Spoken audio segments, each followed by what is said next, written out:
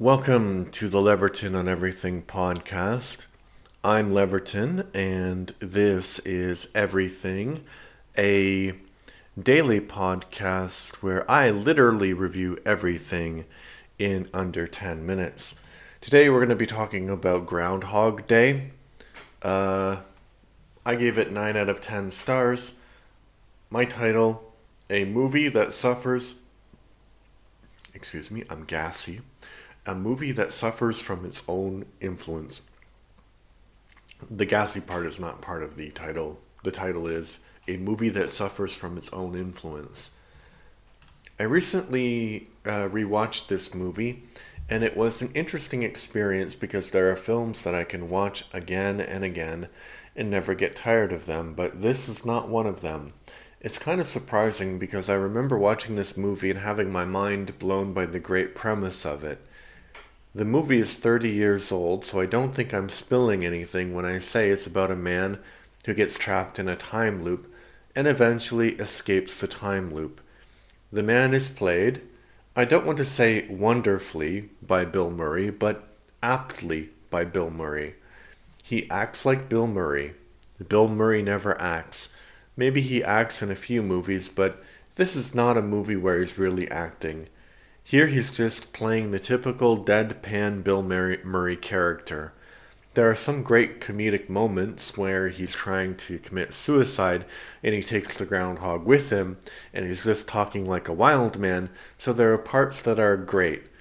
I have a kind of real nitpicky criticism.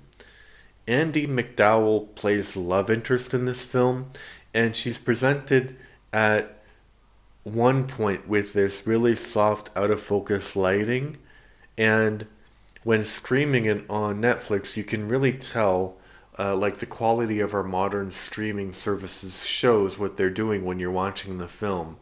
You might notice that subconsciously in the theater at times, but it wouldn't be so obvious. But now it was so glaringly obvious that they were doing this like, oh, look, she's so beautiful. She's not unattractive, but does she really need that much help to look good?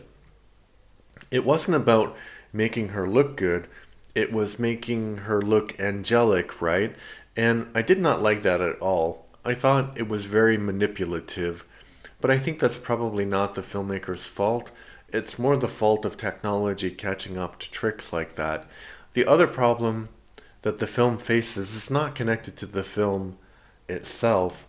It's for a lack of a better term, the Matrix effect. So The Matrix is a very influential movie with a mind-blowing, really high sci-fi concept. So influential in fact that you can say, I think we're living in the Matrix, and people immediately know what you're talking about. And Groundhog Day is the same way. If I say I feel like I'm living in Groundhog Day, you don't think about the holiday on February 2nd, you think about the movie.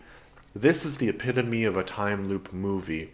Perhaps there were time loop movies before, and certainly there have been time loop movies after, but this is the one that everybody thinks about. This is the one that's so influential, and because it's so influential, when you actually watch it, you're kind of underwhelmed. And it's strange because there's nothing bad about the movie. In fact, it's really good.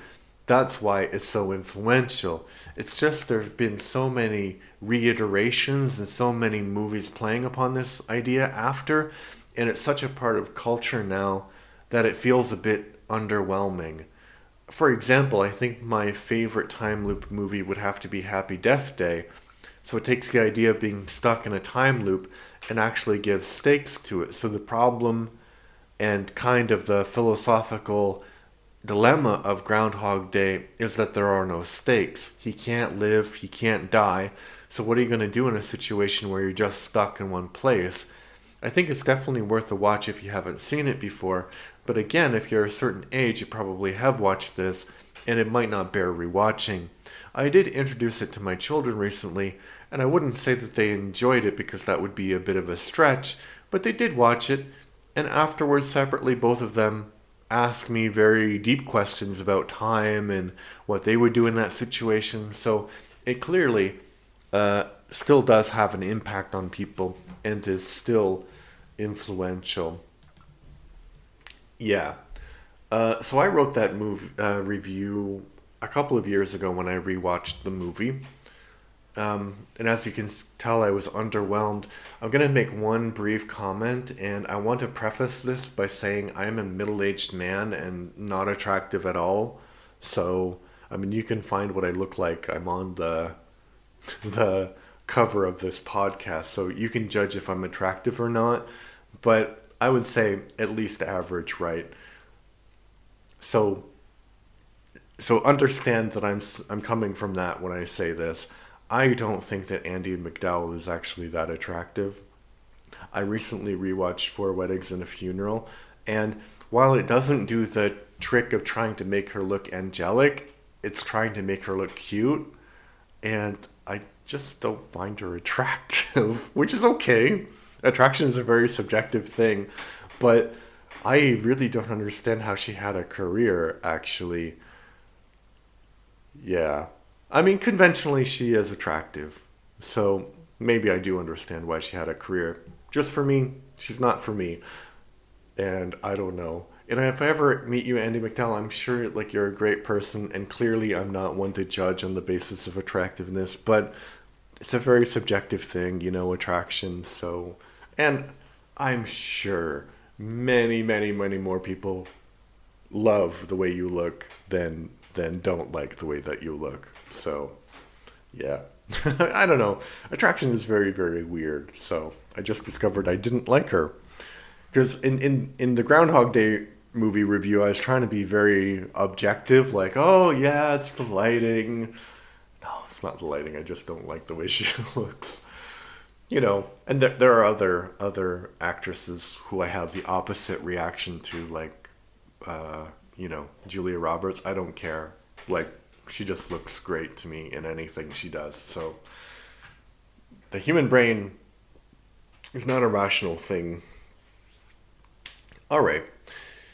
One thing I would recommend, and if you're Andie MacDowell, I really apologize. You can write me, and we can talk about it if you want, but there's no real reason. It doesn't make any sense. It's not a rational opinion. I also don't like Sting irrationally, Phil Collins irrationally, not the way they look, more like their whole careers. Wow, I'm throwing a lot of people on the bus.